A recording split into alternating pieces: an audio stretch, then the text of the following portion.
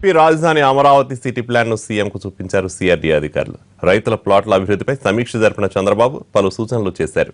అభివృద్ధిని అడ్డుకునే శక్తుల పట్ల అప్రమత్తంగా ఉండాలన్నారు. మరోవైపు నిధుల సమీకరణ మార్గాలను సీఎంకు వివరించారు అధికారులు.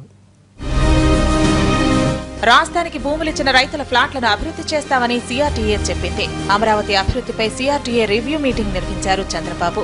నిధుల సమీకరణ కోసం అమరావతి అభివృద్ధి బాండ్లు జారీ చేస్తామని, 3 దశల్లో రైతుల ప్లాట్లు డెవలప్ చేస్తామని అధికారులు చెప్పారు.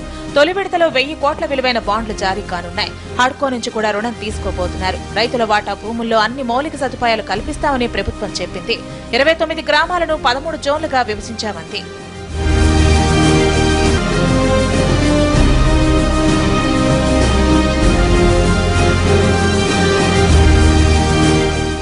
అటు వెలగపూడి సెక్రటేరియట్ లో సీఎం బ్లాక్ లో కొత్త అంతస్తు నిర్మిస్తామన్నారు. హిటాచి డిజైన్ చేసిన కమాండ్ కంట్రోల్ రూమ్ కోసం మరో ఫ్లోర్ అవసరమైందన్నారు.